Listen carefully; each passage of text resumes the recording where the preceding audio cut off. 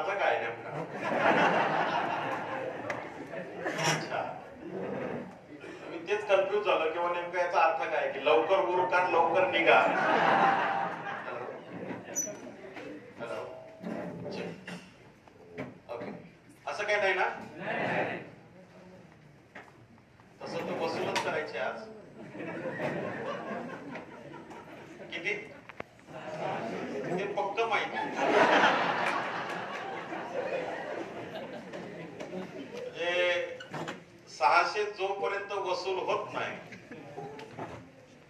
तोपर्यंत काही इथून आपण हालणार. आणि हा सगळा जोश त्याचा आहे की आता काय काय होणार.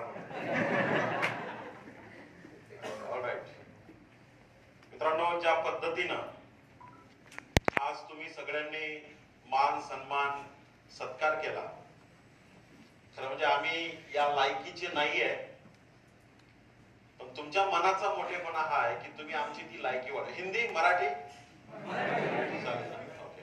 तुम्ही आमची लायकी वाढवली. जी इज्जत तुम्ही लोक देताय या इज्जतीला खरंच सलाम करतो. कारण कधी कधी डोळ्यात पाणी येते मित्रांनो की या बिझनेस मध्ये येण्याच्या अगोदर आपण काय होतो आणि या बिझनेस मध्ये आल्यानंतर या बिझनेसनी काय दिलं.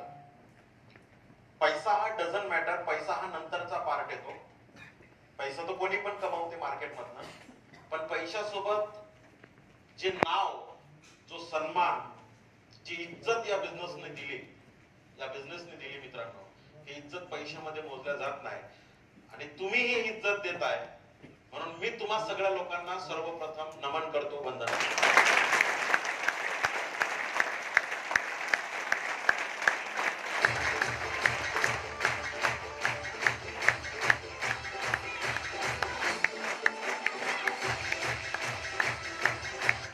तुम्ही लोक आहात म्हणून आम्ही आहोत. आम्हाला लीडर कोणी बनवलं तर तुम्ही लोकांनी बनवलं. तुमचा आशीर्वाद, तुमच्या शुभेच्छा, तुमचं पाठबळ, तुमचं नैतिक मोरल आमच्याकडे असलेलं सपोर्ट, या सगळ्या गोष्टीमुळे आज नाव झालं, फेम झालं, पैसा आला, मान सन्मान मिळाला, एक कॅलिबर तयार झालं फक्त तुमच्या सगळ्यांच्या आशीर्वादाने आणि तुमच्या सगळ्यांच्या सहकार्याने. आणि म्हणून आभार तर मानणार नाही, कारण आभार हे परक्या लोकांचे मानायचे असतात. जे आपल्या परिवारातले लोक असतात त्यांच्या आयुष्यात कधी आभार मानायचे नसतात. पण या निमित्तानं तुमच्या ऋणातून उतरा येणं तर शक्य नाही मित्रांनो, कारण तुमचा एक एक जॉईनिंग ही आम्हा लोकांना इथपर्यंत घेऊन जाते. आणि म्हणून सर्वप्रथम या ट्रेनिंगला सुरुवात करण्याच्या अगोदर, आजच्या सेशनला सुरुवात करण्याच्या अगोदर तुमच्या सगळ्यांच्या ऋणात राहणे मी पसंत करतो. आणि जो मान सन्मान तुम्ही दिला त्याचा मी स्वीकार करतो मित्रांनो. आणि आजचा दिवस हा माझ्यासाठी खूप इम्पॉर्टंट दिवस आहे, कारण ज्या व्यक्तीने मला इथं बोलवलं, या व्यक्ती म्हणजे एकदम माझा एकदम नियर डिअर मित्र आहे. काय सांगू तुम्हाला त्या नात्याबद्दल. जसं जस्ट मॅरेज असतं ना नवरा बायकोचं, किंवा एखादा प्रियकर प्रियसीची जशी सुरुवात असते एकदम स्टार्टिंगचे पहिले 2, 4, 8, 15 दिवस बघा. तुम्ही हसले म्हणजे तुम्ही ओळखता बरोबर. तसं आम्हाला एवढे वर्ष झाले या बिझनेस मध्ये, पण असं एक दिवस जर का आमचं बोलणं नाही झालं किंवा एकमेकाचा चेहरा बघितला नाही तर आम्हाला असं तो दिवस असा सुना सुना वाटतो की काहीतरी हरवलं. ते जस्ट मॅरेज जसं असतं ना तसं.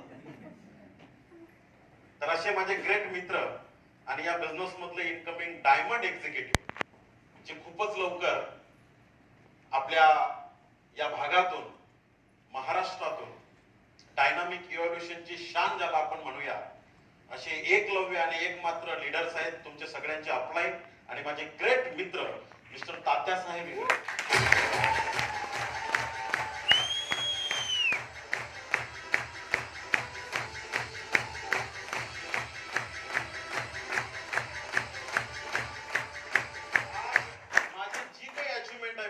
जे काही कमवतो, जो मान सन्मान मला मिळाला या बिझनेस मध्ये, याच्या पाठीमागा सिंहाचा, मी म्हणतो सगळ्यात मोठा वाटा कोणाचा असेल तर तो तात्या साहेबांचा आहे.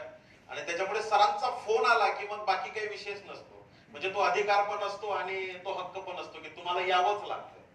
मग तुम्ही काय करता तो डझंट मॅटर. साहेबांनी आज मला तुमच्याशी बोलण्याची संधी दिली, तर मी सरांचं सुद्धा या ठिकाणी आभार व्यक्त करतो तात्यासाहेब, की आज खूप मोठे लीडर आहेत आपल्या बिझनेस मधले. सोबत त्यांची all team, NTC leader Sushant Patil sir, NTC leader Pradhan sir, all RTC Tukaram sir असतील किंवा आपले डॉक्टर साहेब असतील, सगळे ऑल रिस्पेक्टेड, सगळ्यांची नावं घेणार नाही. किशोर वाकोडे सर, आमचे बाकी शिक्रापूरची टोटल टीम, गायकवाड सर, सगळे लोक, झटके सर, सगळ्यांनी ज्या पद्धतीने आजचं हे ट्रेनिंग हाऊसफुल केलं मित्रांनो, तुम्हा सगळ्यांचं मी अभिनंदन करतो. की खरंच या बिझनेस मध्ये तीच लोक यशस्वी होऊ शकतात ज्या लोकांना आपल्या आयुष्यात काहीतरी करायचं आहे. आणि आयुष्यात जर का काही करायचं असेल तर ट्रॅक मिळणं फार गरजेचं आहे, प्लॅटफॉर्म मिळणं फार गरजेचं आहे, रस्ता सापडणं फार गरजेचं आहे. आणि खूप लोक रस्ता न सापडल्यामुळे भटकतात.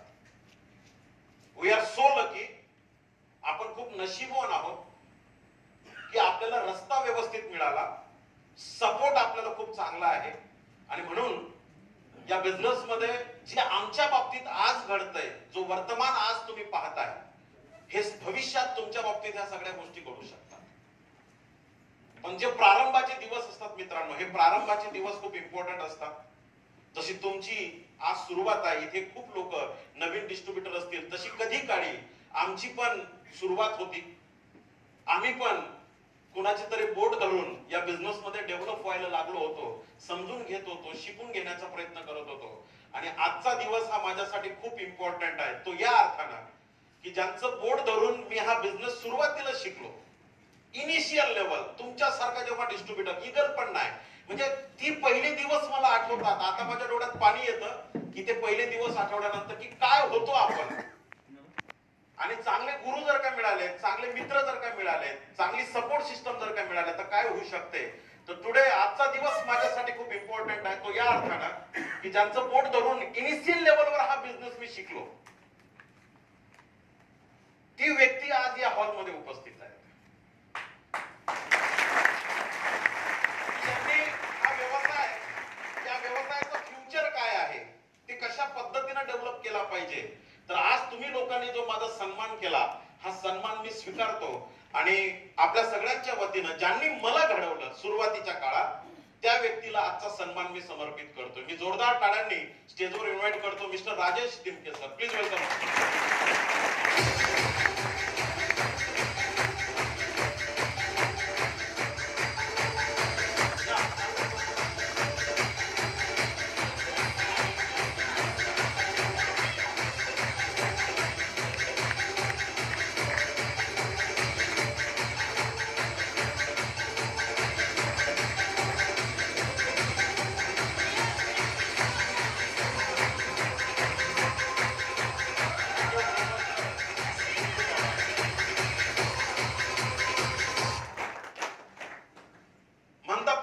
चांगली संगत, चांगली असोसिएट ही खूप इम्पॉर्टंट असते.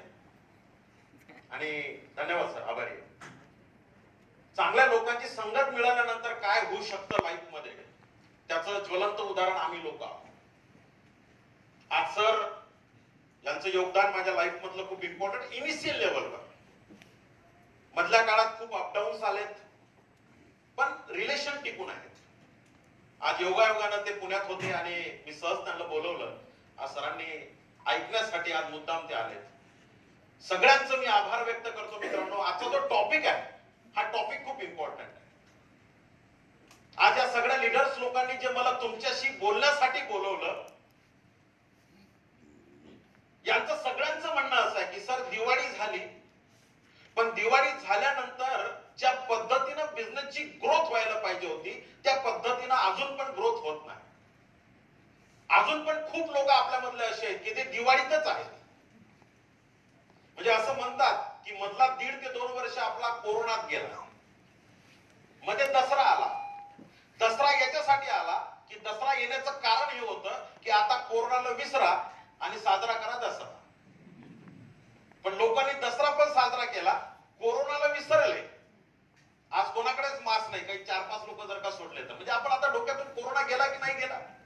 गेला आता कोरोना, काही प्रॉब्लेम नाही. पण दिवाळी आली आणि त्या दिवाळीमध्ये आपण एवढे व्यस्त होऊन गेलो की त्याच्यामुळे आपला धंदा जो आहे ज्या पद्धतीने उचलायला पाहिजे होता तो धंदा आणखी उचलला चालला नाही. मित्रांनो, पहिल्यांदा हा माइंडसेट करून घ्या आज या मिनिटाला आपल्याला माय लाईफस्टाईलची गरज आहे. माय लाईफस्टाईलला आपली गरज नाही. हॅलो, आपल्याला माय लाईफस्टाईलची गरज आहे. माय लाईफस्टाईल कंपनीला आपली गरज नाही. आपल्यासारखे 1756 पडले तिकडे. आपण जे स्वतःला शहाणे समजतो ना आपल्या परिसरामध्ये की मी म्हणजे माय लाईफस्टाईल, तर पहिल्यांदा हे डोक्यातून काढून टाका की मी किंवा तुम्ही म्हणजे किंवा मी म्हणजे माय लाईफस्टाईल नाही. माझ्यासारखे 17 ते 56 तिकडे पाणी भरतात. मला गरज आहे बिझनेसची. हा मी माझा माइंडसेट करून टाकला होता. तसा तुम्ही आजच्या या प्रारंभामध्येच हा माइंडसेट करून टाका की तुम्ही या बिझनेसला डेव्हलप करता. याचा अर्थ असा नाही की तुम्ही या बिझनेसच्या अपलाईनवर उपकार करता किंवा तुम्ही स्वतःला फार काहीतरी करता. बिलकुल नाही. आपल्याला गरज आहे माय डिअर फ्रेंड या बिझनेसची. हा धंदा आपल्याला शिकावा लागेल. आणि या हॉलमध्ये 30 लोक बसलेले आहेत ज्या लोकांना बिझनेसची गरज आहे. आज मी थोडस कडू पण बोलणार आहे, औषध पण देणार आहे, कारण खूप लोक आज पण आपल्यामध्ये असे बसलेले आहेत ना मित्रांनो की ज्या लोकांना अजून पण कळना झालं की आपण कुठल्या दिशेनं चाललो पाहिजे, आपली वर्किंग स्टाईल कशी असली पाहिजे, आपली दिनचर्या कशी असली पाहिजे, आपण आपलं स्वतःचं मूल्यमापन कसं केलं पाहिजे, माय लाईफस्टाईल करायचं म्हणजे नेमकं कामाची पद्धत काय असली पाहिजे, वर्किंग स्टाईल डेली कशी असली पाहिजे, हे अजून पण आपल्या लोकांना कळना झालं. आज पण आपले लोक सगळं काम संपल्यानंतर उरलेला जर का वेळ उरला, रिकामा वेळ, तर त्याच्यात आपण माय लाईफ करतो. तर आजच्या ट्रेनिंगचा माझा मेन मोटिव्ह हाच असेल की आजपासून आपली कामाची पद्धत नेमकी कशी असेल. आणि त्याच्यावर आज मी मुख्यतः बोलणार आहे. दिवसभर तुमच्याशी बोलणार आहे. मध्ये जेवण पण देणार, काही प्रॉब्लेम नाही, कारण 600 दिले ते वसूल झाले पाहिजे. चहा पण देणार, काही प्रॉब्लेम नाही. पण चहा जेवण हा 2 नंबरचा पार्ट आहे. 1 नंबरचा पहिला पार्ट आहे की आपला पर्पज पहिल्यांदा स्थिर करून घेणं फार गरजेचं आहे. तर या विषयावर तर मी बोलणारच आहे, काही प्रॉब्लेम नाही. याच्या व्यतिरिक्त आणखी तुम्हाला काय वाटतं की कुठल्या विषयावर बोललं पाहिजे तुम्ही सांगा, म्हणजे मला त्या पद्धतीने बोलायला सोपं जाईल. तुम्हाला कशासाठी आजचा दिवस तुम्ही जो इन्व्हेस्ट करताय हा कशासाठी इन्व्हेस्ट करा. पटपट 4-5 लोकांकडनं मला फास्ट इमिजिएट काय पाहिजे आज माझ्याकडून हे पटपट जर का बोलला तर आपलं ट्रेनिंग स्टार्ट होईल. प्लीज बेटा. लोकांना कॅप्चर कसं, किडनॅप कसं करायचं, कॅप्चर कसं. लोक येत नाहीत ना. अगदी बरोबर ताई, अगदी स्पष्टपणे बोलल्या की या धंद्यामध्ये 2च प्रॉब्लेम आहेत मित्रांनो. पहिला प्रॉब्लेम आहे की लोक येत नाहीत, त्यांना कॅप्चर करावं लागतं. तर ते कसं करायचं. आणि दुसरा महत्वाचा प्रॉब्लेम आहे ताई, आलेले कॅप्चर झालेले लोक साले टिकत नाही.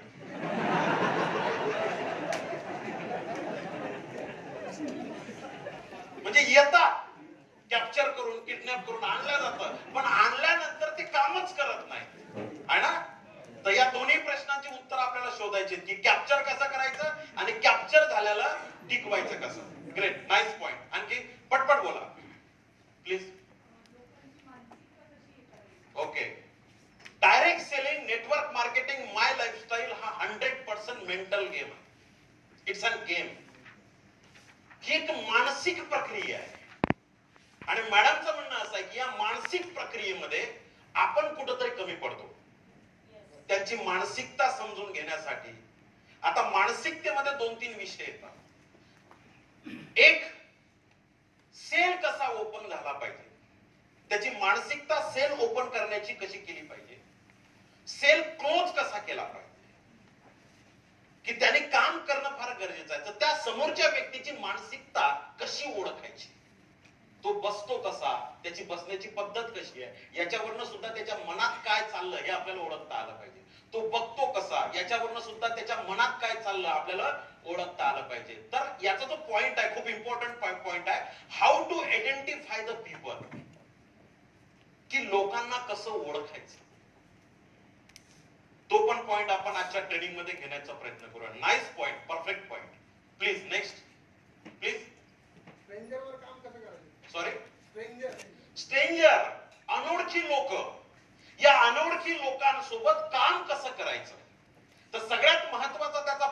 मित्रांनो की या अनोळखी लोकांना ओळखणे, वेगवेगळ्या चालण्या असतात लोकांना ओळखण्याच्या. अशा कोणत्या चालण्या आहेत की त्या चालण्या आपण स्ट्रेंजर लोकांशी लावून त्या लोकांना ओळखून त्यांच्याकडून काम कसं करून घ्यायचं आणि त्यांच्यासोबत रिलेशन कसे डेव्हलप करायचे. Okay, very good. तो पण माझ्या टॉपिकचा एक पार्ट असेल. ग्रेट. आणखी दोन प्रश्न पाहिजे. सॉरी, कम्युनिकेशन कसं असलं पाहिजे, संभाषण. कारण आपला जो बिझनेस आहे कम्युनिकेशनचा बिझनेस आहे. फोनवर आपल्याला बोलावं लागतं, वन टू वन करावं लागतं, तर आपली बोली भाषा कशी असली पाहिजे, कम्युनिकेशन स्किल कशा डेव्हलप केलं पाहिजे. Great, very good. आणखी लिस्ट संपली असेल तर लिस्ट कधी वाढवायची. अरे वा, व्हेरी गुड पॉइंट, बहुत ही बढिया. लोक संपलं सर, लिस्ट संपली, आता कुठून आणू. कारण गल्लीतले लोक संपले, नातेवाईक संपले, आता लोक बघितले की लोक पळून चालले. म्हणजे लोक रस्ते बदलायला लागले सर आता, की आता करू तर नेमकं काय करू, तर बिल्डअप कशी करायची, नवीन लिस्ट कशी तयार करायची. ग्रेट सर, बहुत ही बढिया. आजचं training I promise powerful training होणार. जेव्हा संध्याकाळी तुम्ही इथून निघून जाणार ना, बिलीव्ह मी, आजचा दिवस तुमचा वाया जाणार नाही याची मी गॅरंटी घेतो.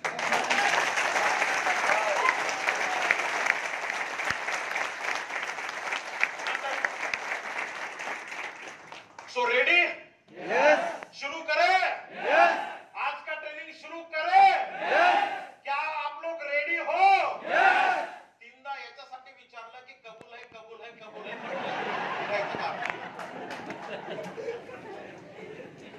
So once again welcome all of you. आपल्या सगळ्यांचं मनापासून वेलकम. सगळ्यात अगोदर जे नवीन लोक आहेत, जे पहिल्यांदा मला ऐकतात, फर्स्ट टाइम, या लोकांसाठी एक 15 मिनिटांमध्ये या बिझनेसची डिस्ट्रीब्युटर टू डायमंड ही जी माझी जर्नी आहे, मी डिस्ट्रीब्युटर असताना कसा होतो, माझी वर्किंग स्टाईल कशी होती, मी काय काम करत होतो या बिझनेस मध्ये येण्याच्या अगोदर. कारण खूप लोकांना माझ्या कामाचा, माझा पूर्व इतिहास म्हणजे या बिझनेस मध्ये येण्या अगोदरचा, आणि खूप लोक त्याच्याशी मॅच होण्याचा प्रयत्न करतील. सो पहिल्या 15 मिनिटांमध्ये मी ते तुमच्यापुढे मांडण्याचा प्रयत्न करतो की या बिझनेस मध्ये येण्याच्या अगोदर माणिक जाधव कोण होता, म्हणजे थोडासा परिचय आपला आणखी क्लोज होईल. आणि मग जे तुम्ही पॉइंट सांगितले त्या पॉइंटवर आपण डिस्कशन करूया. तर सगळ्यात अगोदर माय डिअर फ्रेंड, माझा परिचय तुम्हाला सांगतो. परिचय सांगण्याच्या अगोदर जसं मी बोललो या बॅनर बद्दल, माय लाईफस्टाईल मार्केटिंग ग्लोबल प्रायव्हेट,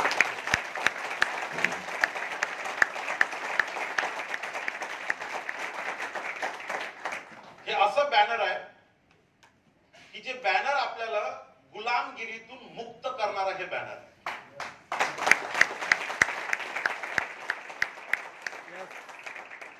थोडस लक्षपूर्वक आहे का? गुलामगिरीतून मुक्त होणं म्हणजे नेमकं काय? कारण खूप लोकांना असं वाटतं, आज तुम्ही टीव्हीवर, रेडिओवर, पेपरमध्ये ऐकत असाल की आपल्या भारताचं आपण 75वं स्वातंत्र्य साजरं करतो. 75 वर्ष झाले, 75 इयर्स. 15 ऑगस्ट 1947 ते 2021 हा जो 75 वर्षाचा कालखंड आहे. या 75 वर्षात आपण काय गमावलं, काय कमावलं, हा पार्ट बाजूला सोडा.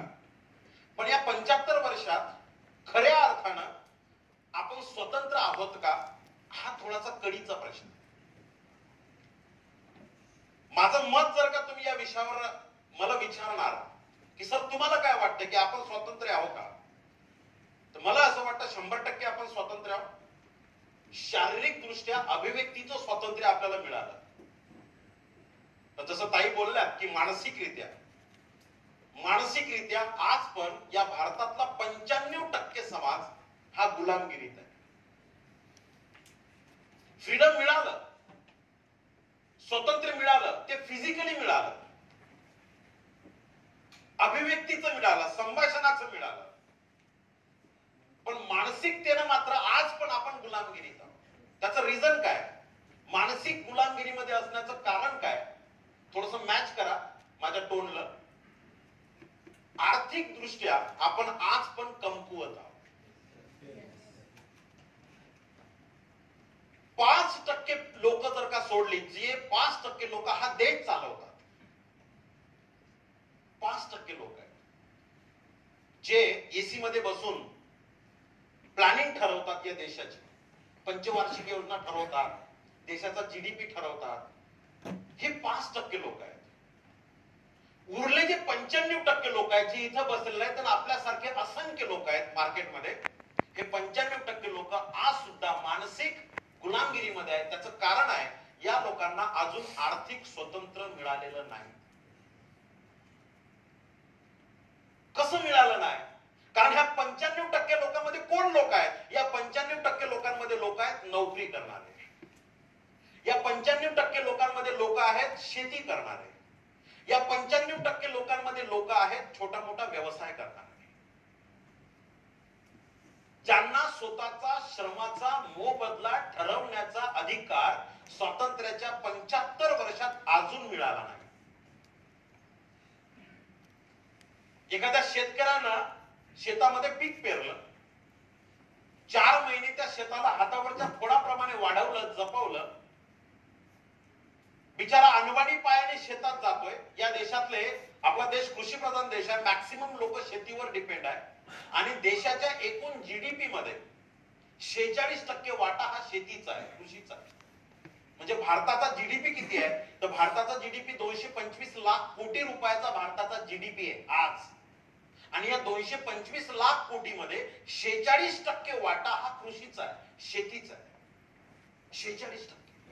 आणि या 46% जो वाटा देशाच्या जीडीपीला देणारा शेतकरी आहे, त्याची अवस्था अतिशय दयनीय आहे. 4 महिने जो शेतामध्ये राबतो, पिकाला मोठं करतो, प्रचंड कष्ट करतो, खूप स्वप्न बघतो जेव्हा पीक शेतामध्ये येतं तेव्हा, आणि हे पीक शेतातून जेव्हा मार्केटमध्ये जातं तेव्हा त्या बिचाराला त्याच्या पिकाचा मोबदला ठरवण्याचा अधिकार स्वातंत्र्याच्या 75 वर्षात त्याला नाही साहेब. त्याच्या श्रमाचा मोबदला ठरवणारी यंत्रणा दुसरी आहे.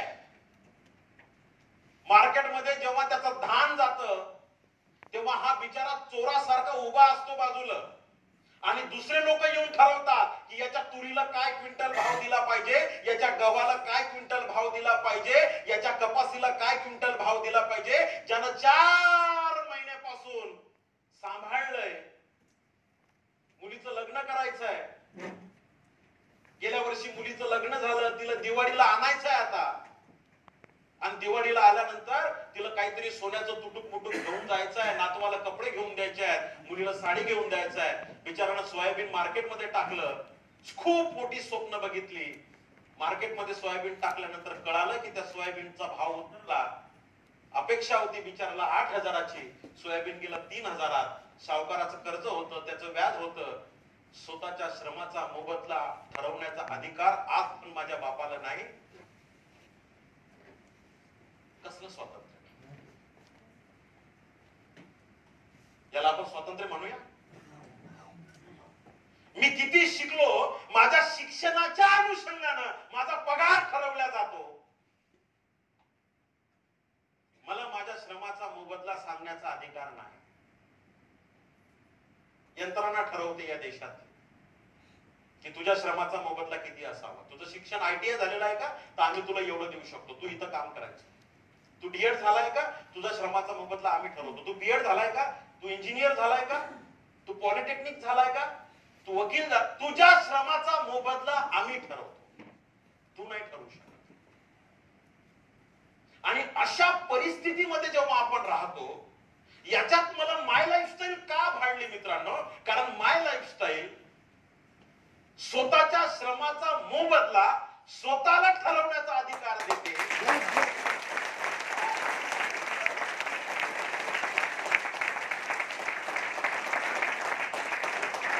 या बिझनेसमध्ये माझा नॉर्मल डिस्ट्रीब्युटर हे ठरवू शकतो की रोज 100 रुपये कमवायचा की हप्त्याला 2,10,000 रुपये कमवायचा. Getting my point? आणि म्हणून कंपनीचं स्लोगन आहे, it's my life, it's my style. या गोष्टीवर मी भाळलो प्रचंड. मी विचार केला की कंपनीने हे स्लोगन का दिलं असेल, it's my life, it's my style. दुसरं काही पण देऊ शकलं असतं, हेच का दिलं? कारण या देशातली मानसिक गुलामगिरी आणि आर्थिक गुलामगिरी ज्याच्यामध्ये 95% समाज निश्चित पडला, या निश्चित पडलेल्या समाजाला जागृत करून त्याला मानसिकरित्या सक्षम बनवून आर्थिक दृष्ट्या त्याला मजबूत बनवणं हे जे विजन आहे, हे जे मिशन आहे, या देशामध्ये फक्त एकच ऑर्गनायझेशन ही विजन आणि मिशन घेऊन चालली, जिचं नाव आहे माय लाईफस्टाईल मार्केट.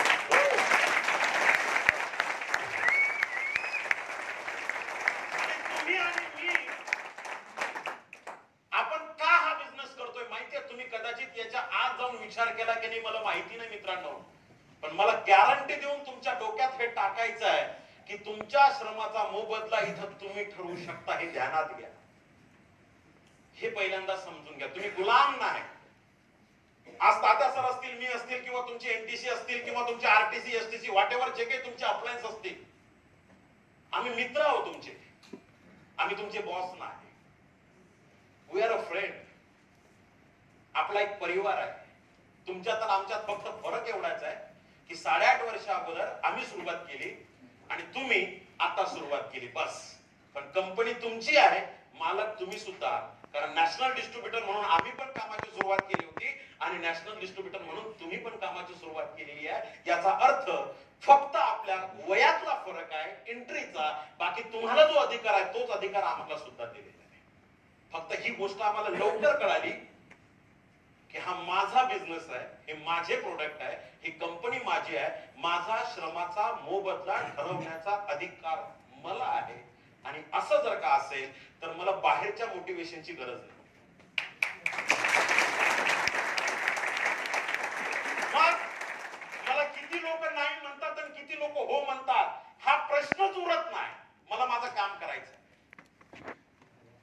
मला कोण सपोर्ट करतो आणि कोण सपोर्ट करत नाही माझ्या मनात काही कन्फ्युजनच उरत नाही. कारण हा बिझनेस माझा आहे. माझ्या श्रमाचा अधिकार मोबदला मी ठरवणार.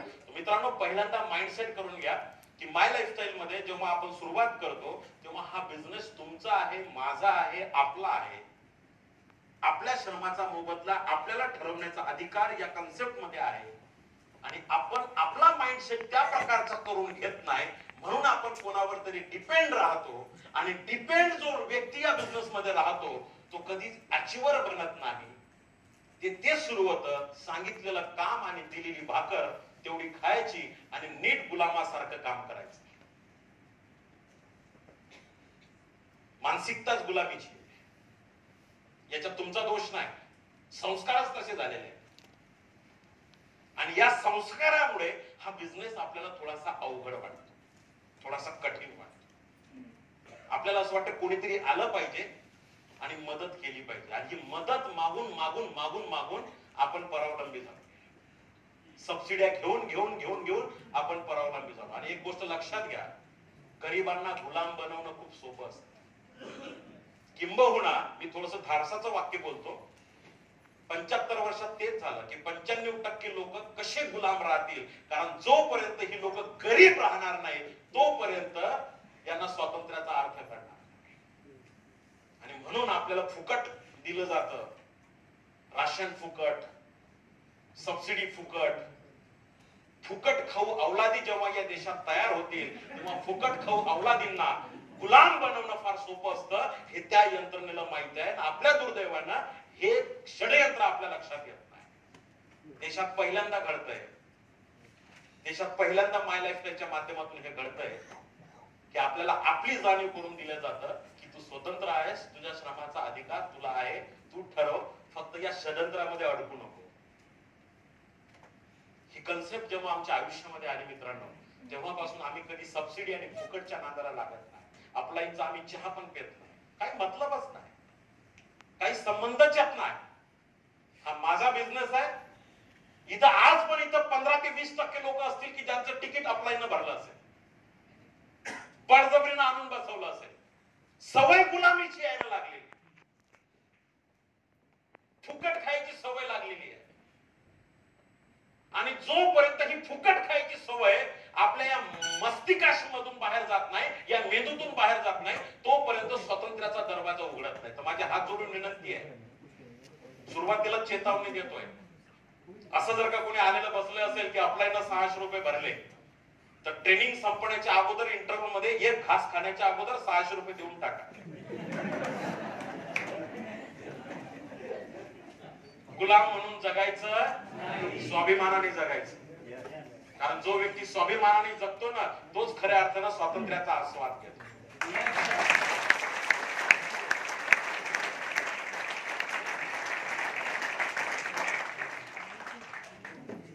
It's my life, it's my style. हे माझं जीवन आहे आणि या जीवनाला कशा प्रकारे जगायचं हे मी ठरवणार. माझा पॉइंट लक्षात येतो. आणि इथून आपल्या बिझनेसची सुरुवात होते मित्रांनो. जेव्हा ही गोष्ट, मी हा शब्द हे तुमच्याकडे का बोलतोय, कारण मी या शब्दांची खूप अर्थ शोधण्याचा प्रयत्न केला सुरुवातीला. जो काही शब्द आपल्या समोर येतात ना, त्या शब्दाला 4 अर्थ असतात. आयुष्यात लक्षात ठेवा, शब्द कोणताही असो त्या शब्दाला 4 अर्थ असतात. पहिला अर्थ वाच्यार्थ. वाचल्या जो अर्थ दिसतो त्याला म्हणतात वाच्यार्थ. दुसरा असतो लक्षार्थ, तिसरा असतो व्यंगार्थ आणि चौथा असतो भावार्थ. शब्द कोणताही असू द्या, त्या शब्दाला 4 अर्थ असतात.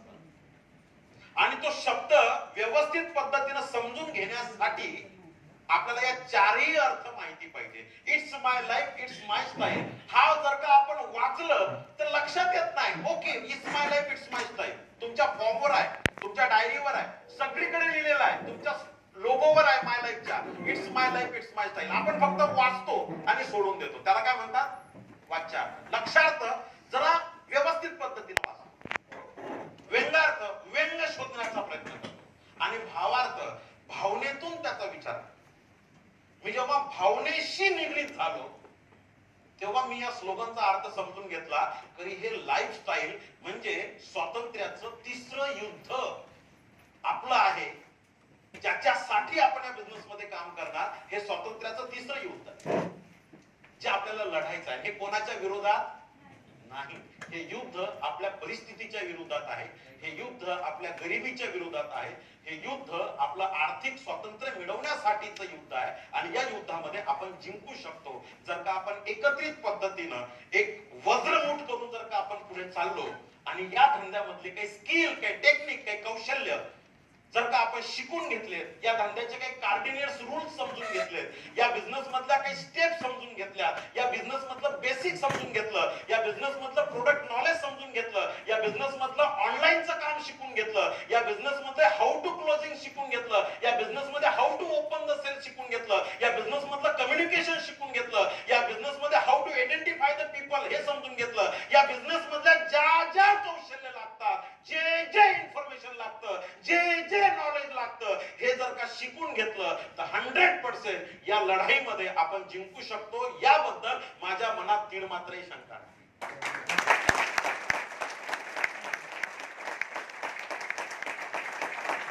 गेम फक्त मानसिकतेचा आहे. गेम फक्त मानसिकतेचा आहे. त्याच्यावर धूळ पडली, त्याला फुंकर मारण्यासाठी मी खामगावर आलो. माझं नाव माणिक भास्करराव जाधव, माझं पूर्ण नाव. बेसिकली मी विदर्भातनं बिलॉंग करतोय. बुलढाणा जिल्हा, खामगाव तालुका, आणि खामगाव तालुक्यामध्ये एक 17 किलोमीटर अंतरावर छोटस गाव आहे हिंगणा कारेगाव. अशा त्या छोट्या 1000-1500 लोकसंख्ये वस्तीमध्ये माझा जन्म झाला. लहानाचा मोठा झालो. आई वडील शेतमजुरीचं काम करायचे. शेतमजुरी करतात, शेतमजूर. शेती होती 2.5 एकर कोरडवाहू. त्या शेतीमध्ये भागत नव्हतं म्हणून माझी आई आणि माझे वडील दुसऱ्याच्या शेतामध्ये जाऊन मजुरी करायचे. गावामध्ये 7वी पर्यंत जिल्हा परिषदेची शाळा होती. आणि लहानपणापासून हा संस्कार झाला होता आई वडिलांकडनं की आपण गरीब आहोत. आणि गरीब हे काय असतं, गरिबी काय असतं याची चटके जेव्हा लागतात ना लहानपणी, बालपणात, त्या टीन एज मध्ये, तेव्हा त्या गरिबीची दाहकता खूप भयंकर असते. असं म्हणतात, जिसका बाप सब कुछ करता है उसका बेटा कुछ नहीं करता, और जिसका बाप कुछ नहीं करता उसका बेटा सब कुछ करता है. लेकिन त्या पोराला गरिबीचे चटके लागले पाहिजे, भाकरीसाठी काय संघर्ष करावा लागतो हे त्याला कळलं पाहिजे. आणि तो संघर्ष आम्ही बघितला लहानपणापासून. आई दुसऱ्याच्या शेतामध्ये जाऊन मजुरीला जायची, 12-13 रुपये रोज आईला भेटायचा, वडील 20-22 रुपये रोजाने दुसऱ्याच्या शेताला जायचे. दिवसभर 2 सांजा काम करून जेव्हा दोघं नवरा बायको घरी यायचे तेव्हा घामाने लथडपथड झालेले असायचे. आणि हे सगळं चित्र लहानपणी आम्ही बघायचो, मी स्वतः बघायचो, कारण सराउंडिंग तसंच होतं. झोपडपट्टीमध्ये राहणारे आम्ही लोक, झोपडपट्टी कळते ना, कुडाचं घर, अतिक्रमणाची जागा, नमुना 8 नसतो त्या घराला, जिथं ग्रामपंचायत वाले आले किंवा कुठले आले तर उठा म्हटले की उठले, अशा झोपडपट्टीमध्ये ज्या तिथं नाल्या नसतात व्यवस्थित, लाईटची व्यवस्था नसते, अशा अतिशय गरीब कुटुंबामध्ये लहानाचा मोठा होत असताना गरिबीची दाहकता जवळून बघितली. आणि आई वडील तेव्हापासून बोलायचे की तू शिक, कारण तेव्हा एकच मार्ग दिसत होता की शिकल्याशिवाय पर्याय नाही. आणि शिक्षण कशासाठी करायचं आहे, ज्ञान मिळवण्यासाठी शिक्षण, हे डोक्यातच नव्हतं. आमच्या डोक्यात फक्त एवढंच होतं, शिक्षण नोकरी लागण्यासाठी. हॅलो, शिकायचं का तर ज्ञान मिळावं, ज्ञानशी काही देणं घेणं नाही. पटपट पटपट शिकायचं, डिग्र्या घ्यायच्या आणि लवकर लवकर नोकरीवर लागायचं. शिक्षण कशासाठी तर नोकरीवर. ही एक मानसिकता त्या वयात दिसून आली. कारण आई वडील बोलायचे की शिकल्यानंतर लोक नोकरीवर लागतात, तो बघणं फलाण्याचा पोरगा कंडक्टर झाला, तो बघणं फलाण्याचा पोरगा डॉक्टर झाला, तो बघणं फलाण्याचा पोरगा पुण्यामध्ये जाऊन MIDC मध्ये वर्कर झाला, त्याची बघणं कसा शर्टिंग करून तो फिरतो, तो बघणं रे कसा काम करतोय, तो बघणं त्या फलाण्याचा पोरगा शिक्षक झाला. ह्याच नोकऱ्या होत्या सुरुवातीला. डोक्यात दुसरं काहीच नव्हतं की पटपट पटपट शिकायचं आणि शिकून आपल्या आपल्या पायावर उभं राहायचं. आई वडिलांना थोडासा मदत करायची. पहिल्या वर्गापासून 7व्या वर्गापर्यंत गावात शिकलो, शिक्षणाकडे लक्ष फोकस केलंय. गावातून 7वीची परीक्षा पास झाल्यानंतर आई वडिलांना खूप टेन्शन आलं की आता याला पाठवायचं कुठं. तेव्हा गुरुजी असतात शाळेमध्ये जिल्हा परिषदच्या, गुरुजींनी वडिलांना सांगितलं की तुमचा मुलगा हुशार आहे, याला शिकू द्या पुढे. आता शिकायचं कुठं हा प्रश्न होता. म्हणून माझ्या आईनं माझ्या मामाकडे शब्द टाकला की माझं लेकरू फार हुशार आहे, एकुलतं एक आहे आणि खूप अभ्यास करते रे भाऊ, तुझ्या घरी राहून माझ्या लेकराला शिकू दे. मामा पण गरीबच, मामाच्या गावामध्ये 8वी 9वी 10वी पर्यंत शाळा. मामाने अट टाकली की ठीक आहे बाई, तुझ्या मुलाला माझ्या घरी ठेवतोय, पण त्याचा जो खर्च आहे तो आम्ही झपवणार नाही. त्याला त्याचं जर का होत असेल तर ठीक आहे, नाही तुम्हाला पैसे पाठवावे लागतील. हे सगळं मी ऐकत होतो. मग 8वी 9वी 10वी मामाच्या घरी राहून कंप्लीट केली. शनिवार रविवार शेतात जायचो, मजुरी करायचो लहानपणातच. आणि ती जे काही पैसे येत होते हे पैसे आजीच्या मामीच्या हातात द्यायचो. मामीच्या हाताखाली काम करायचं, सकाळी लवकर झाडू पोछा मारून घ्यायचा, सडा टाकल्याला तिला मदत करायची, शेणबिन घेऊन यायचं. संध्याकाळी 5 वाजता शाळा सुटल्यानंतर मामा मामी आणि आजी आजोबा शेतातून येण्याच्या अगोदर सगळं घर साफसूफ करायचं की त्यांनी माझी कंप्लेंट माझ्या आई वडिलांना करता कामा नये. संध्याकाळी त्यांचे हातपाय दाबायचे, त्यांच्या लेकरांचं सगळं करायचं. ही सगळी दिनचर्या खूप जवळून पाहिली. आता ते दिवस आठवले ना मित्रांनो की डोळ्यातून घळघळ पाणी येते की काय जगलो आपण, कुत्र्यापेक्षाही भयंकर. पोटाला पोटभर भेटत नव्हतं, पण आई वडिलांकडे तकलीफ नको, कारण परिस्थिती घरची फार वाईट होती. असं करत करत 10वी पर्यंत मामाच्या घरी राहून कंप्लीट झालं. 10वी मध्ये 78% मिळाले.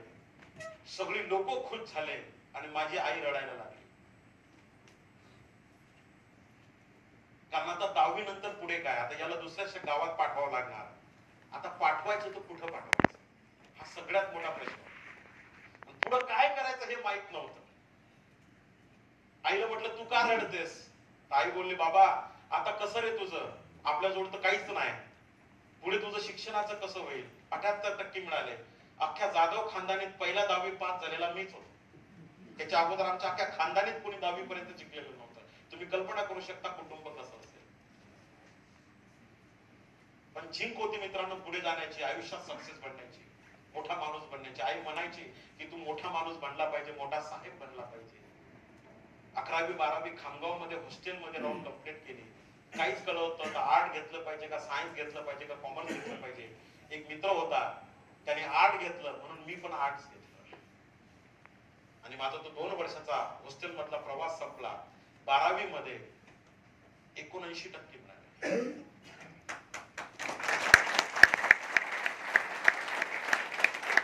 आमच्यावर 85% मेरिट बोर्ड क्लोज झालं महाराष्ट्राचं 8 मधलं 12वीतलं. मला 79% मिळाले आणि लगेच 79% मिळाल्यानंतर आता आई वडिलांना तर काहीच विषय नव्हता. वडील स्पष्टपणे बोलून चुकले होते की आता तुझा ना आमचा संबंध संपला, तू तुझं बघ, आम्ही तुला काहीच देऊ शकत नाही, आम्हाला माफ कर.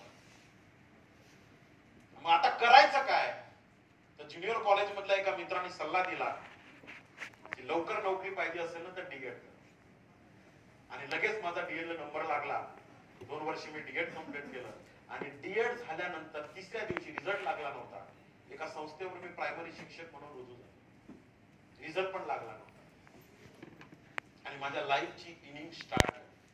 प्रायमरी टीचर, माझं basic qualification starting HSC DEd. 3 वर्ष प्राथमिक शिक्षकाची नोकरी केली इमानीत. एज्युकेशन सुरूच होतं. एक्सटर्नल मध्ये BA कम्प्लीट केलं, कारण एज्युकेशन शिक्षण याच्याशी नातं लहानपणापासूनच जुळून गेलं होतं. त्यामुळे शिकायचं, खूप शिकायचं हे डोक्यात गणित बसलं होतं. शिक्षकाची नोकरी स्वीकारली. आता असं वाटलं की आता आपली सगळी स्वप्न पूर्ण होतील. 3 वर्ष प्रायमरी शिक्षकाची नोकरी केली, पण जिथल्या तिथंच होतो, खाऊन पिऊन सुखी होतो. मग विचार केला की आता याच शिक्षकाच्या नोकरीमध्ये जर का आपण रिटायर्ड झालो तर काही होणार नाही, आणखी आपण काहीतरी एज्युकेशन घेतलं पाहिजे, इथं आपलं करिअर होऊ शकते, हा विश्वास आला. आणि नंतर एक्सटर्नल BA कम्प्लीट झाल्यानंतर मी माझा बीएड ला नंबर लागला नांदेडमध्ये आणि नांदेडमध्ये मी माझं बीएड कम्प्लीट केलं. बीएड झाल्यानंतर पुन्हा एका माध्यमिक शिक्षकाची नोकरी स्वीकारली आणि आता बऱ्यापैकी चाललं होतं, कारण पगार वाढला होता. आता असं वाटलं होतं की आपलं लाईफ व्यवस्थित होऊ शकते, पण पुन्हा असं वाटलं की आपण एज्युकेशन वर भर दिला पाहिजे. नंतर मग मी MA सायकोलॉजी कम्प्लीट केलंय, नंतर मी MA सोशोलॉजी कम्प्लीट केलंय. डीएडचा 3 वर्षाचा अनुभव, बीएडचा जवळपास 4.5 वर्षाचा अनुभव, या अनुभवाच्या जोरावर माझा MEd ला नंबर लागला आणि स्वामी रामानंद तीर्थ मराठवाडा युनिव्हर्सिटीच्या अंतर्गत विद्यापीठामध्ये मी माझं MEd कम्प्लीट केलं. Master in education. It's an highest degree of education.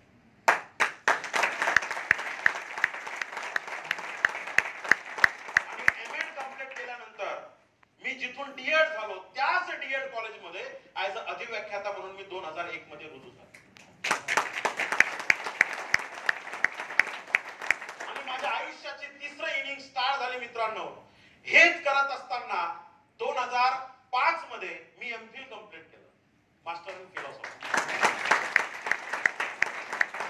आणि MPhil कम्प्लीट केल्यानंतर माझं PhDचं काम सुरू झालं, कारण आता मला डॉक्टरेट घ्यायचं होतं. आणि PhDचा माझा सब्जेक्ट होता वारकरी संप्रदाय, संत जनाबाईचं योगदान. वारकरी संप्रदायावर माझं काम सुरू झालं. माझं गाईड होते मुंबई विद्यापीठात, तुमच्या नगर जिल्ह्यामध्ये श्रीगोंदा तालुक्यात एक गाव आहे भिंगार म्हणून, तिथले. आणि ते मुंबई युनिव्हर्सिटीमध्ये डीन होते समाजशास्त्र विभागाचे. त्यांचं संत जनाबाईचे असे 21 अभंग त्यांनी शोधून काढले होते की जे दुर्लक्षित अभंग होते संत जनाबाईचे. आणि म्हणून मुंबई विद्यापीठाने त्यांना PhD दिली होती. आणि माझा अभ्यासाचा संशोधनाचा जो विषय होता तो संत जनाबाई होता. आणि संत जनाबाईवर मी स्टडी सुरू केला. आणि माझे गाईड होते डॉक्टर दामोदर बाळकृष्ण भिंगार. 2006 मध्ये माझं PhDचं काम सुरू झालं. 2007, 2008 मध्ये एक दुःखद घटना घडली. पुणे मुंबई हायवेवर कार ऍक्सिडेंट मध्ये माझ्या गाईडचा मृत्यू झाला आणि माझं PhDचं काम तिथं थांबलं. त्यानंतर मला गाईडच मिळाला नाही. त्या विषयावर संशोधन करणारे खूप कमी लोक होते. एक व्यक्ती सापडला होता फक्त, पण त्यांचाही दुर्दैवी अंत झाला. आणि माझी नोकरी आणि मी असं चालू असताना आता इथपर्यंतचा जो प्रवास होता हा एकदम बेस्ट होता. पण 2006 मध्ये PhD सुरू असताना आणखी एक मोठा आघात आला. माझ्या वडिलांना कॅन्सर झाला, पॅनक्रिया, स्वादुपिंडाचा कॅन्सर. आणि त्या कॅन्सर मध्ये 2001 ते 2006 हे जेवढं काही मी मिळवलं होतं नोकरीच्या माध्यमातून, सगळ्या गोष्टीतून, हे सगळं त्या कॅन्सरने खाऊन टाकलं. आणि माणिक जातो पुन्हा रस्त्यावर आला. 2.5 एकर शेत विकून टाकलं. पुन्हा कर्जबाजारी झालो, कारण वडिलांचा एकुलता एक मुलगा, त्याच्यामुळे वडील वाचणं ही पहिली प्रायोरिटी होती. डॉक्टरांनी स्पष्टपणे सांगितलं होतं की तुझे वडील वाचू शकत नाही, कारण कॅन्सर हा 3ऱ्या स्टेजवर गेलाय. मरता मरता वडील बोलले की माझ्या हयातीमध्ये तुझं लग्न मला बघायचं आहे. आणि 2006 मध्ये वडिलांच्या मर्जीनं मी लग्न केलं. 2007 मध्ये माझे वडील एक्सपायर झाले. वडील एक्सपायर झाले आणि 2007 मध्ये मला मुलगा झाला वडिलांच्या रूपाने. 2008 मध्ये माझे गाईड एक्सपायर झाले आणि माझं एज्युकेशन थांबलं. संसाराचं रडगाणं चालू असताना धीरे धीरे धीरे धीरे लाईफ जगत होतो. कर्जातून थोडं थोडं थोडं थोडं मुक्त होत होतो. आणि असं चालू असताना एक दिवस एक मुलगा घरी येतो, दाराची डोलबेल वाजवतो आणि कागद पेन घेऊन कोऱ्या कागदावर तो मुलगा गोडे गोडे काढून मला नेटवर्क मार्केटिंगचा परिचय करून. नाही म्हणण्याचे खूप कारण होते मित्रांनो. पहिली गोष्ट तर माझ्याकडे वेळ नव्हता. ज्या दिवशी हा मी बिझनेस स्वीकारला त्या दिवशी मी अधिव्याख्याता होतो. 52,000 रुपये महिन्याला पगार होता. 2013चा विषय सांगतो, 12चा विषय सांगतो तुम्हाला. 52,000 रुपये महिन्याला पगार होता. सुखात समाधानात होतो. इक्वलंट पोस्ट गट शिक्षण अधिकारी. पुढे जर का मी नोकरी केली असती आणखी 2-3 वर्ष तर मे बी प्राचार्य म्हणून झालो असतो. प्राचार्य डीएड कॉलेजचा डाएटचा प्राचार्य म्हणजे प्राथमिक शिक्षण अधिकारी, इक्वलंट पोस्ट असते. मस्त लाईफ चालू असताना कुठून दुर्बुद्धी सुचली कळलं नाही आणि बिझनेस मध्ये आलं. त्यांनी ते गोळे गोळे काढून दाखवले. इकडे एक गोळा तिकडे एक गोळा, हप्त्याला 2,10,000. डोकं परेशान झालं. असं कुठं होत नाही हा विश्वास होता. या धंद्यामध्ये कुठलाही व्यक्ती इनिशियल लेवलवर जेव्हा बिझनेस सुरू करतो तेव्हा ऍक्सिडेंट येतो, हे ध्यानात घ्या. ठरवून कोणीच येत नाही. मी पण या बिझनेस मध्ये जेव्हा आलो ना तेव्हा ऍक्सिडेंटली आलो होतो, अपघाताने आलो होतो. ठरवून काहीच आलो नव्हतं. त्याचं कारण असं होतं, डायलॉग तसे झाले होते. ज्या मुलांनी मला प्लॅन दिला ना त्यांनी जे डायलॉग फेकले होते ते डायलॉग ऐकून या बिझनेस मध्ये चल बाबा होतो एकदाचा, असं ते गणित झालं. दुसरं काही नव्हतं डोक्यात. कारण त्यानं ते गोळे गोळे काढून दाखवले आणि ते गोळे गोळे काही डोक्यात घुसत नव्हते. ORG1 ORG2 आपल्याला सांगतात ना कागदावर, असा एक पहिला गोळा काढतात, इथं सांगतात यू, इथं तुम्ही, मग अशी एक लंबी रेष ओढतात आणि या बाजूला सांगतात इथं ORG1, इथं हा, इथं तो, त्याच्या खाली पुन्हा 2-2, त्याच्या खाली पुन्हा 4-4. ही जेव्हा येतं आणि हे कार्यक्रम जर का आपण असं लक्षपूर्वक ऐकला की आपला कार्यक्रम झाला. समजून घ्यायचं. तर त्यानं हे सगळं गणित समजावून सांगितलं आणि मला जाणीव करून दिली, सर तुमचं महाराष्ट्रात नेटवर्क. कारण तोपर्यंत महाराष्ट्रातला असा एक जिल्हा नव्हता की ज्या जिल्ह्यात मी फिरलो नाही.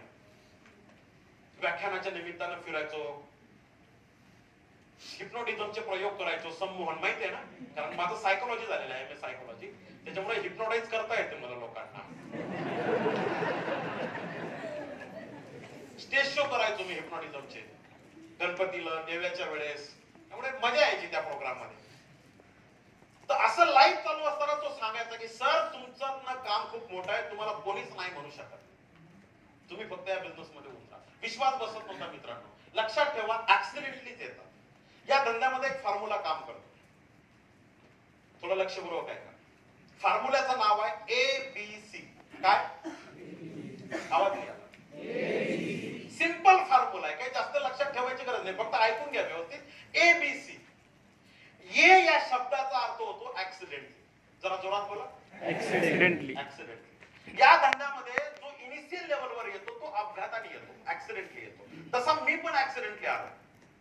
ठरवलं काहीच नव्हतं, डायलॉगची चर्चा होती फक्त. मी त्याला बोललो असं काही होत नाही, तो मला बोलला असं होतं, लोक कमावतात.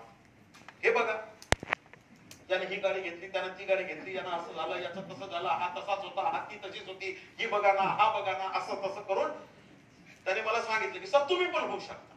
आणि एक चित्र तयार झालं की यार आपलं असं झालं तर,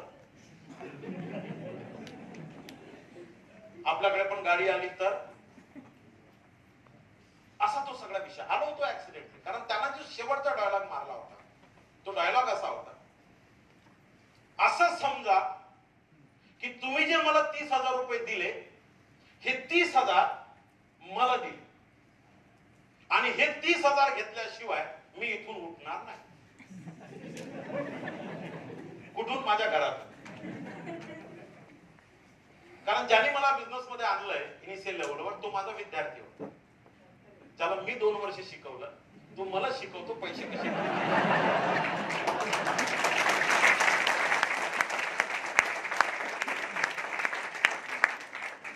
आणि तो मला निमंत्रण देतोय की सर तुम्ही ना आमच्या सोबत एका प्रोग्रामला रविवारी चला. माझी ड्युटी परभणीला होती आणि परभणीपासून 60 किलोमीटर अंतरावर नांदेड नावाचं शहर होतं आणि नांदेडमध्ये मातोश्री मंगल कार्यालय, लातूर रोडवर एक मातोश्री मंगल कार्यालय आहे, तिकडे खूप मोठा प्रोग्राम होता आणि त्या प्रोग्राम मध्ये तो मला घेऊन गेला आणि मी तो माहोल बघितला. तो माहोल बघून मी फुल मोटिवेट झालो. यार काय लोक आहेत यार, किती पैसे कमवतात. कोणाची इंडिका गाडी, कोणाची विस्टा गाडी, कोणाची कुठली गाडी, धोतर घालणारी लोक, लुगडं घालणाऱ्या बाया मी नांदेडच्या स्टेजवर पाहिल्या. आणि शेवटचा तर एक व्यक्ती येऊन गेला तर मी फारच इम्प्रेस झालोय. ते म्हणला मी प्रायमरी टीचर आहे आणि प्रायमरी टीचर स्टेजवरून बोलतोय, मी पाठीमागा ऐकतोय. मी प्रायमरी टीचरला घडवतोय, मी प्राध्यापक आहे प्राथमिक शिक्षकाचा आणि तो व्यक्ती बोलतोय की मी आज ऑडी घेऊन फिरतोय. साला म्हटलं याच्याकडे ऑडी आहे, आपल्याकडे काहीच नाही, गाडीचा पत्ताच नाही. 40 लाखाची ऑडी. मी पहिल्यांदा माझ्या आयुष्यात 40 लाखाची गाडीचं नाव ऐकलं होतं स्टेजवर आणि त्या व्यक्तीला बघून मी फुल मोटिवेट झालो. मित्रांनो, असे आपल्या सगळ्यांचे महागुरु मिस्टर किशोर आयरे साहेब.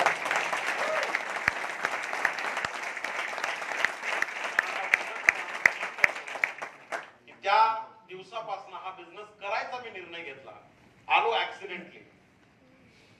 ए फॉर्म्युला. खूप लोक ऍक्सिडेंटली येतात पण खूप मोठी मिस्टेक करतात. अपघाताने येतात आणि उपकाराची भाषा करतात की मला काही व्हायचं नव्हतं, तू बोलला, तू बोलली म्हणून मी जॉईन. माझी इच्छा. आता जो व्यक्ती इथं भरपूर कशी बसलेले, जी लोक उपकाराची भाषा बोलतात किंवा त्यांच्या मनात ही उपकाराची भावना येते की मी तुझ्याकडे बघून जॉईन झालो, ऍक्च्युअली मला गरज नाही, हा व्यक्ती बी वर जात नाही. नेटवर्किंग मध्ये ABC फॉर्म्युला काम करतो. ए मध्ये जास्त दिवस जो राहिला त्याचा कार्यक्रम संपला. ए वरनं पटकन उडी मारायची आणि बी वर जायचं. बी या शब्दाचा अर्थ होतो बिलीव्ह सिस्टम डेव्हलप करणे. बिलीव्ह सिस्टम बिल्डअप करणे, बिलीव्ह सिस्टम डेव्हलप करणे. आता ही बिलीव्ह सिस्टम कशी डेव्हलप होते? ही बिलीव्ह सिस्टम डेव्हलप होते सक्सेसफुल लोकांना ऐकल्यामुळे. ही बिलीव्ह सिस्टम डेव्हलप होते ट्रेनिंग प्रोग्राम मध्ये आल्यामुळे. ही बिलीव्ह सिस्टम डेव्हलप होते एखादं कॉन्टेस्ट विन केल्यामुळे. ही बिलीव्ह सिस्टम डेव्हलप होते ग्रुपमध्ये एखादं डोमेस्टिक किंवा इंटरनॅशनल ट्रिप मध्ये जाऊन आल्यामुळे. ही बिलीव्ह सिस्टम डेव्हलप होते ईगल, टायगर, टीसीचा मान सन्मान स्टेजवर स्वीकारल्यामुळे. ही बिलीव्ह सिस्टम डेव्हलप होते पुस्तकं वाचल्यामुळे.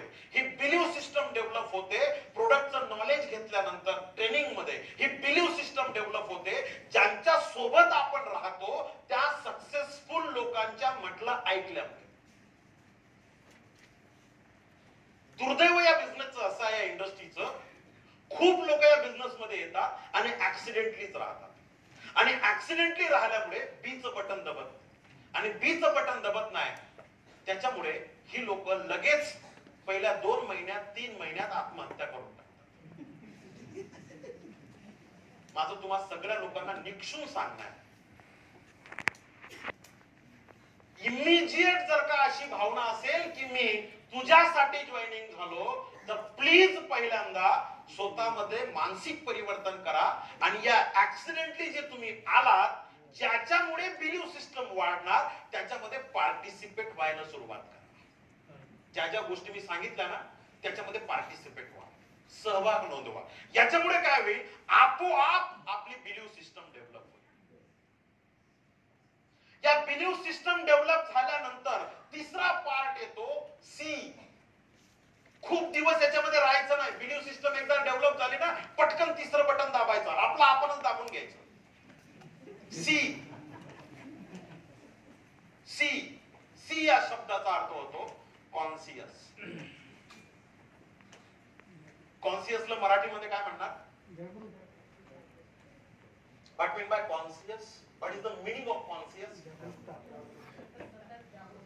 Correct. जागृत. या बिझनेस मध्ये तोच व्यक्ती डायमंड, आयटीसी, एनटीसी बनतो जो जागृत होतो. कॉन्सियस, सावधान, अटेन्शन, कॉन्सियस. आणि जो व्यक्ती कॉन्सियस असतो ना माय डिअर फ्रेंड, त्याला पुशअप करावं लागत नाही. चल मीटिंग, त्याला पुशअप करावं लागत नाही. रिपर्चेस करणं, त्याला सांगावं लागत नाही की आजचा फ्रायडे आहे, 12 वाजेपर्यंत जागी राहावं लागतं. जो कॉन्शियस असतो ना, तो रात्री शुक्रवारी 12 वाजेपर्यंत झोपत नाही. हे ध्यानात घ्या. जो कॉन्शियस नसतो तो साला शुक्रवारी रात्री 9लाच गोधड्या घेऊन झोपतो. त्याला काय देणं घेणं नाही. बिझनेस येतो का नाही, तो समाधानी आहे साला त्या 5,000, 2,000, 3,000 कुत्रा कसा काय आला काय माहिती.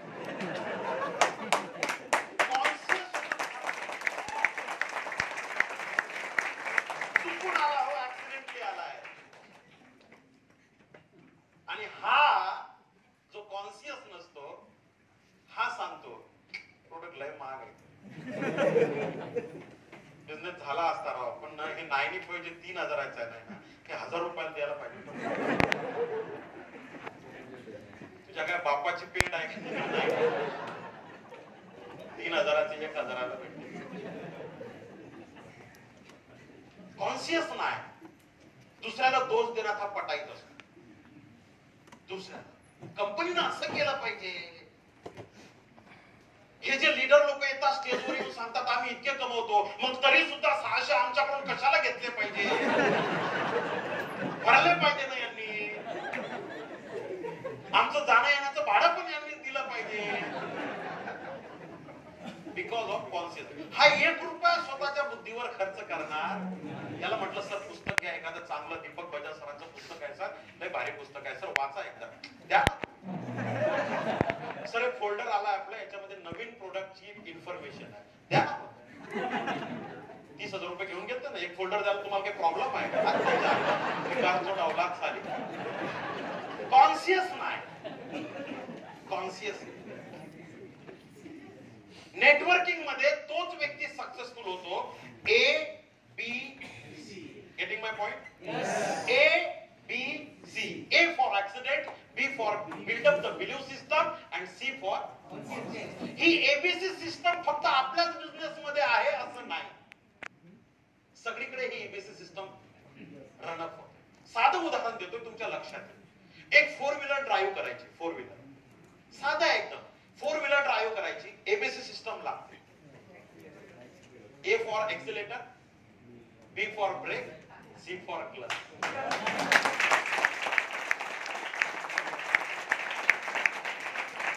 एक्सिलेटर, ब्रेक आणि क्लच हे जर का मेंटेन करता आलं तर गाडीचं बॅलन्स व्यवस्थित राहतं. आणि याच्यातलं एक जरी दुर्लक्षित झालं तर गाडीचा अपघात होतो. Getting my point? तर जसं एक साधी 4 व्हीलर ड्राईव्ह करण्यासाठी एबीसी सिस्टम लागते, हे तर जीवनाची गाडी आहे. इथं करिअर होऊ शकते, इथं लाईफ घडू शकते. आपलंच नाही, आपल्या सोबत आलेल्या असंख्य लोकांचा आपण लाईफ क्रिएट करू शकतो. आपण रोल मॉडेल बनू शकतो. आपला मुलगा बनेल, मम्मी मला तुझ्यासारखं बोलायचं आहे. आपली मुलगी बोलेल, पप्पा मला तुमच्यासारखं बोलायचं आहे. नातेवाईक बोलतील की याने आमच्या नावाचं रोषणाई केली. बायको बोलेल, सास जन्मात हात जोडला.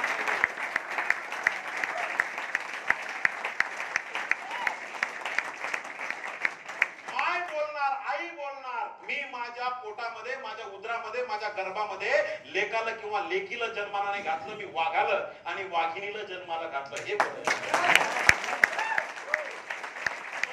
सगळं जर लाईफ मध्ये ट्रान्सफॉर्मेशन होत असेल आणि स्पष्ट दिसत असेल तर एबीसी सिस्टम फॉलो केली पाहिजे का नाही केली? Doesn't matter my dear friend, तुम्हाला कोणी आणलं, कसं आणलं, सगळ्यात महत्वाचं मॅटर आहे कुठं आणलं हे समजून.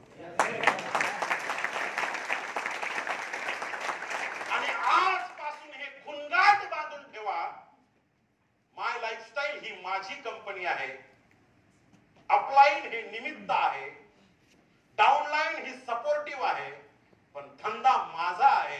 हा धंदा मलाच उभा करावा लागेल.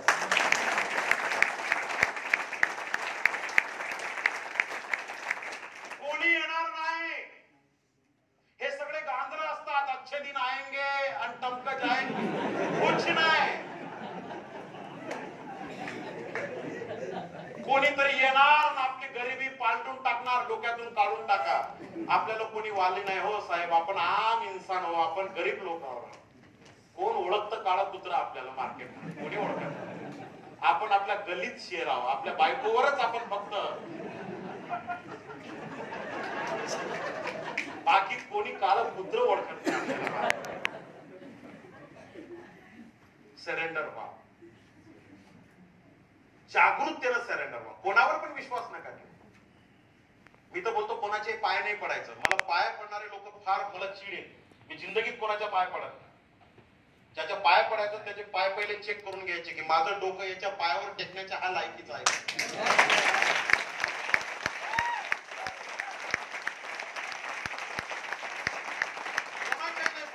निश्चित आयुष्यामध्ये गुरु असावा, निश्चित आयुष्यामध्ये मित्र असावे चांगले. सायकोलॉजी ही सांगते की तुम्ही त्या कोणते 5 लोक आहेत ज्या 5 लोकांसोबत उठता बसता खाता पिता राहता गप्पा मारता, या 5 लोकांचा इफेक्ट हा तुमच्यावर पडत असतो.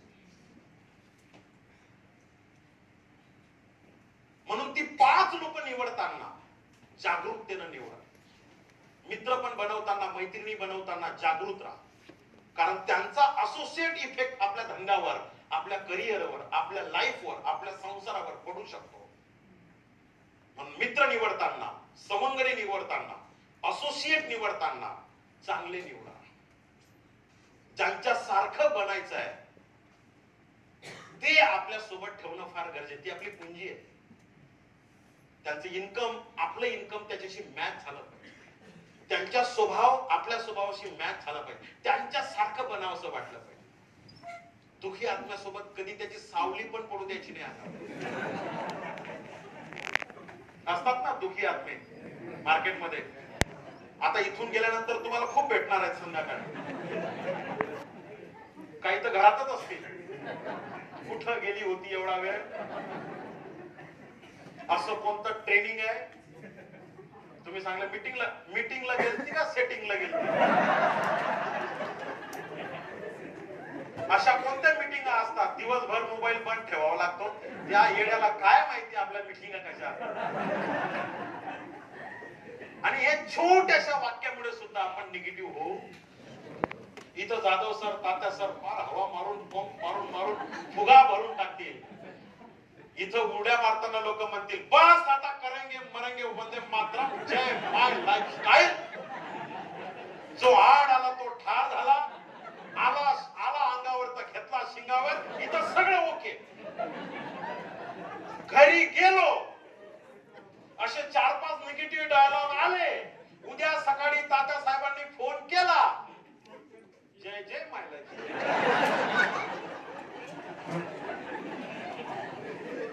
मी तर असे काही नमुने पाहिलेत. आपल्या शुक्रवारी फोन बंद करतात हो. ऑफलाईन फोन सेल किती आला ऑफलाईन फोन करते. ज्या मायला भानगडच नको, मोबाईलच बंद. तर ही लोक कधी कॉन्शियस होते मला सांगा. तर एबीसी फॉर्म्युला माझ्या आयुष्यामध्ये, माझ्या सक्सेस मध्ये, डिस्ट्रीब्युटर टू डायमंड मध्ये सगळ्यात मोठा वाटा कुठला असेल माय फ्रेंड? ABC formula. मी पण आलो होतो ऍक्सिडेंटली. मी माझी बिलीव्ह सिस्टम फास्ट ग्रोथ केली. जे बिलीव्ह सिस्टम डेव्हलप करण्यासाठी करावं लागतं ते मी पटपट पटपट पटपट अपडेट झालो. इमिजिएट मी कॉन्शियस झालो. पहिल्या 2-2.5 महिने गेलेत या सगळ्या याच्यातून सावरण्यासाठी. कारण धंदा नवीन असतो, कळत नाही. बोलायचं कसं कळत नाही, कन्व्हेन्स कसं करायचं कळत नाही. आपण जातो त्याला कन्व्हेन्स करायला, फोकणीचा तोच आपल्याला कन्फ्युज करतो. त्याला आपण बोलतो की बिझनेस किती चांगला आहे, तो आपल्याला सांगतो की तू करू नको किती वाईट आहे. तिथून गेम सुरू होता. करायचं तर काय करायचं हेच कळत नाही. लोक का जॉईन होत नाही? ढेकळं जॉईन होतील लोक, कसं काय होतील join? आपण त्याला कन्व्हिन्स करतो, तो आपल्याला कन्फ्युज करतो आणि आपण साला कन्फ्युज होऊन जातो. पहिले 2 महिने लागले, मी पण कन्फ्युज होतो. मी मलाच डाऊट घ्यायचो, साला आपण राईट मार्गावर आलो का काय मार्गावर? कारण माझी स्टोरी जर का मी तुम्हाला सांगितली ना, भयंकर आहे. म्हणजे मी पहिल्या 1-2 महिन्यामध्ये जेव्हा हा बिझनेस सांगायला लागलो तर मला सांगता येत नव्हतं. माझी पहिली मीटिंग तर फार गमतीशीर मीटिंग होती पहिली. मी म्हटलं साला 2001 ते 2012 पर्यंत 12 वर्ष आपण एका कॉलेजमध्ये राहिलो. आता पहिल्यांदा ओळखीच्याच लोकांना बिझनेस सांगतात ना, तर मी माझ्या कॉलेजच्या लोकांना, माझ्या स्टाफला बिझनेस सांगितला सुरुवातीला एकदम इनिशियल लेवलवर. मास्तर 27 लोकांचा आमचा स्टाफ होता. तर मी चूक केली, सगळ्यांना एकत्र बसवलं. नंतर कळलं की सगळ्यांना एकत्र बसवलं आणि मी प्राचार्याला सकाळी सांगितलं, सर नोटीस काढा, दुपारच्या इंटरव्ह्यू मध्ये खूप जबरदस्त बिझनेस आहे, मी काम सुरू केलंय, पहिला आयडी तुमचा घेतो, तुम्ही टेन्शन घेऊ नका, यांची आपण बरोबर आयडी घेऊ आणि 2,10,000 तुम्ही पण, 2,10,000 मी पण. प्राचार्य कन्व्हिन्स झाला. प्राचार्य म्हणला ओके. प्राचार्याने नोटीस काढली, 27 लोकांना इंटरव्ह्यू मध्ये बोलवलं आणि पहिलीच मीटिंग मी माझ्या कॉलेजमध्ये. 27 स्टाफ असा बसला. मी फोटो दाखवणार त्या 27 लोकांचे. आणि मी माझा कार्यक्रम सुरू केला व्हाईट बोर्डवर. जसं मला सांगितलं त्या कागदावर पहिला गोळा, तसा मी काढला पहिला गोळा. इथं मी एक लाईन मारली, इकडे 2-4 गोळे, इकडे 2-4 गोळे, इकडे 2-4 गोळे आणि सांगितलं माय लाईफ नावाची कंपनी आहे, भारी प्लॅन आहे, 10,000 रुपये भरायचे, हप्त्याला 2,10,000 सुरू डायरेक्ट. मी पण करोडपती, तुम्ही पण करोडपती. मला असं वाटलं की 2 दिवसानंतर पगार होतो. हे सहज साले आपले येडे लोक देतील 10,000. जसं आपल्याला कोणीतरी येडं बनवलं तसं आपण येडं. मानसिकता तीच होती माझ्या डोक्यामध्ये. त्याच्यातला एक जण उभा टाकला, तो बोलला 2,10,000 तर तुम्ही किती कमावले? तोपर्यंत मी इमानदारीनं 620 रुपये कमावले होते. म्हणजे मी 30,000 रुपये दिले, माझा 620 रुपयाचा चेक लागला. तर मी त्याला म्हटलं 600 रुपये कमावले. ते तर म्हटलं आता चहामध्ये निघून जातील. आता एवढ्या सगळ्या लोकांना एकत्र केलं, आता आम्हाला तर चहा तुम्हाला पाजवाच लागेल. मग हे 600 आताच गेले, तुम्ही कमावलं किती? म्हटलं अजून नाही कमावलं, तुम्ही आले की आपली कमाई सुरू.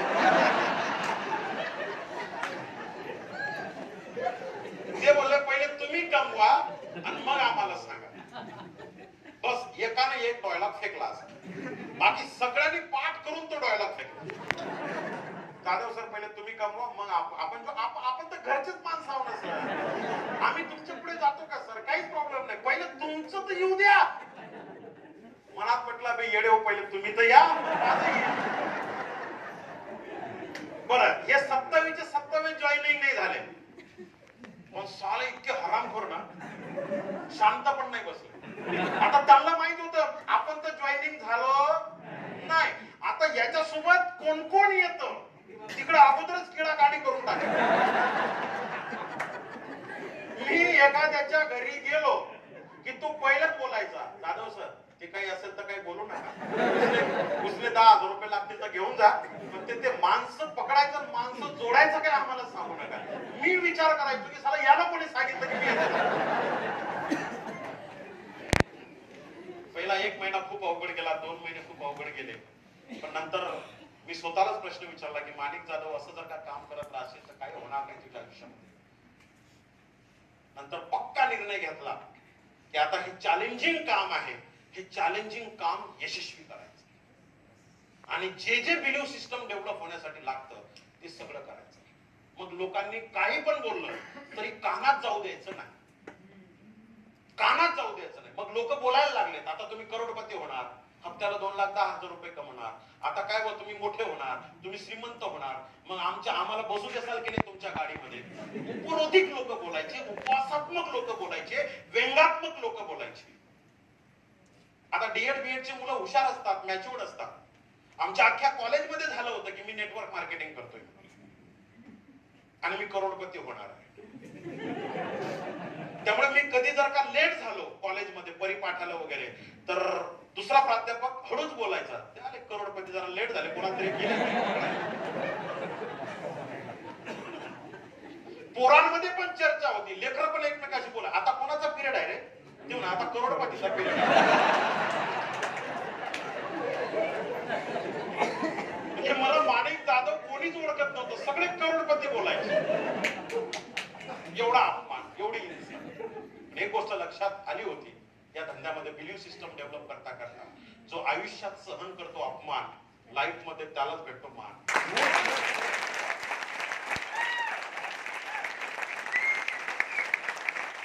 या इनिशियल लेवलवर जर का तुमचा अपमान होत असेल, लोक जर का तुम्हाला बघून व्यंगात्मक तुमच्याबद्दल बोलत असतील, उपरोधिक बोलत असतील, तुमची टिंगल टवाळकी करत असतील, तुमच्याकडे बघून हसत असतील, तुम्हाला हसण्याचा एक मुद्दा बनवत असतील, तर पक्क डोक्यात टाकून ठेवा, तुम्ही राईट ट्रॅकवर आहात.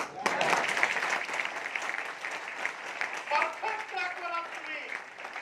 जो रस्ता तुम्ही निवडलाय, या रस्त्याची सुरुवात इथूनच होते, अपमानात.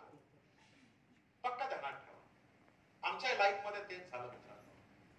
धीरे धीरे धीरे धीरे धीरे धीरे धंदा समजत गेला आणि जेव्हा लोक बोलायला लागले तेव्हा लोकांची बुद्धिमत्तेची क्यू यायला लागली की साला हा किती फालतू आहे, याला आणखी कसं कळत नाही की दुनिया कोणत्या दिशेनं चालली.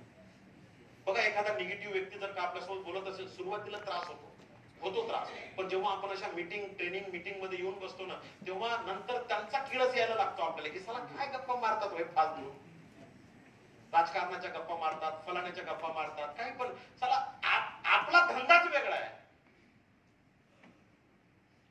हा विश्वास यायला थोडासा वेळ लागतो मित्रांनो, पण हा येतो. मी जे जे सांगितलं ते केलं तर हे येतो.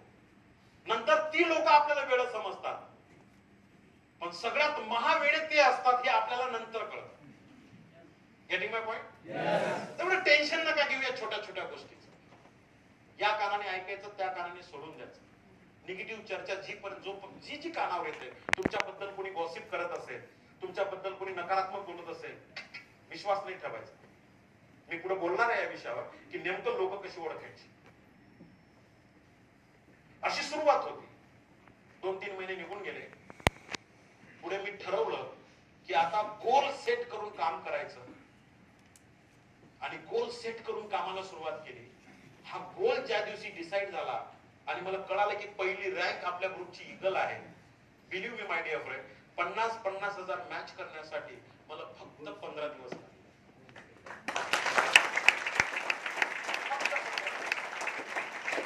15 दिवसात मी ईगल झालो, 1.5 महिन्यात मी टायगर झालो, 2 महिन्यात 2.25 महिन्यात मी टीसी झालो, 3.5 महिन्यात मी एटीसी झालो, 4थ्या महिन्यात किंवा 4.5 महिन्यानंतर मी डीटीसी झालो, 6व्या महिन्यामध्ये मी झेडटीसी प्लस स्टार सिल्वर होतो, आणि 7व्या महिन्यामध्ये मी एसटीसी प्लस स्टार पर्ल होतो. गोल सेट करून काम केलंय. 7व्या महिन्यात जेव्हा मी एसटीसी प्लस स्टार पर्ल बनलो माय डिअर फ्रेंड, त्या महिन्याचं माझं इन्कम होतं 1,12,000 रुपये. आणि त्या दिवशी पक्का निर्णय घेतला की आजपासून यापुढे 1 लाखाच्या खाली कधी यायचं नाही. आणि तिथून ते आतापर्यंत मी कधीच माझं इन्कम खाली येऊ दिलं नाही. त्याच्यासाठी जे जे करावं लागतं, जे जे मी केलंय ते मी तुम्हाला सांगायला आज मुद्दा म्हणालोय की मी ईगल टू टायगर, मी tiger to TC, TC to STC 7 महिन्यात कसा बनलो. 2016 मध्ये मी विदर्भातला पहिला एमटीसी बनलो. 2018 मध्ये मी सीटीसी प्लस गोल्ड एक्झिक्युटिव्ह बनलो. 2020 मध्ये मी आयटीसी प्लस प्लॅटिनम बनलोय. आणि जेव्हा मी टीसी बनलो होतो तेव्हा मी संकल्प केला होता, निश्चय केला होता की अदर दॅन मुंबईतला महाराष्ट्रातला पहिला डायमंड बनायचा आहे. आणि 2021 मध्ये तुमच्या समोर जो व्यक्ती उभा आहे हा अशा तालुक्यातनं बिलॉंग करतोय की जिथं नेटवर्किंग करणं किंवा डायरेक्ट सेलिंग करणं किंवा माय लाईफ करणं म्हणजे एखाद्या दगडावर झाड उगवण्यासारखं आहे. त्या विदर्भातनं other than Mumbai dynamic evolution मधला फर्स्ट डायमंड आज तुमच्या समोर उभा आहे.